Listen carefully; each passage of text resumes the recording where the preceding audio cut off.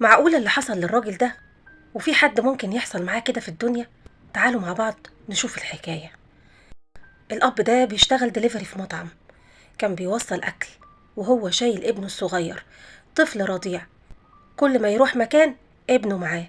مجرد ما وصل البيت وبيسلم الأكل لصاحبه، الولد كان بيعيط عياط جامد جدا، والأب مش عارف يعمل ايه. فالأب هنا قال لصاحب البيت: لو سمحت، ابني جعان جدا وكان محتاج ياخد اللبن بتاعه دلوقتي، ممكن حضرتك بس تحط لي ميه في الببرونه علشان بس ادوب له فيها اللبن؟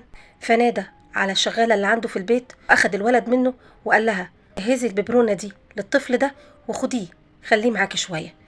قال له: ما تخافش ما تقلقش، تعالى بس ريح رجلك شويه على ما اللبن يجهز. فدخل معاه البيت، رحب بيه، وبعدين قال له: انا كنت عاوز اسالك سؤال.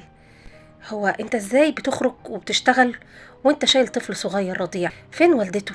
فالراجل كان حزين جدا، رد عليه وقال له: انا وابني ملناش الا بعض، ومراتي للاسف بعد ما ولدت سابت البيت ومشيت، وما شفتهاش الا مره واحده بس لما كانت طالبه مني الطلاق. ما فكرتش لا في الولد ولا فكرت في اي حاجه، ووالدي ووالدتي كبار في السن، ما بيقدروش يتحركوا ولا يقدروا يتحملوا مسؤوليه طفل صغير. انا اللي بشوف طلباتهم وانا اللي بخدمهم كلهم، فبضطر كل يوم اخد ابني معايا اروح الشغل بيه. صاحب البيت صعب عليه جدا، قال له: ما تزعلش نفسك، ايه رايك تشتغل معايا هنا وهمسكك المخزن بتاعي؟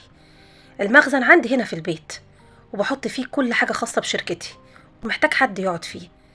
وان كان على ابنك ما تقلقش، جيبه معاك، وعندي هنا مربيه في البيت بتاخد بالها من ولادي تاخد بالها من ابنك كمان، وما تشيلش الهم.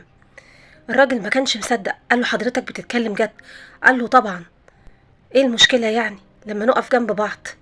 في اللحظة دي صاحب البيت نادى على الشغالة اللي عنده وقال لها: هاتي 20,000 يوان.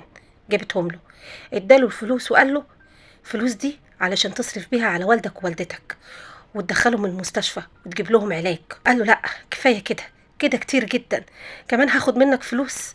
قال له: ماله، اعتبره يا سيدي مرتبك بتاع اول شهر، ما فيهاش مشكلة، طالما في ايدي ان انا اقدر اساعدك لازم هساعدك، ولو حبيت تيجي تستلم شغلك من بكرة اهلا وسهلا بيك، وانا عندي كلمتي، وما تشيلش هم حاجة.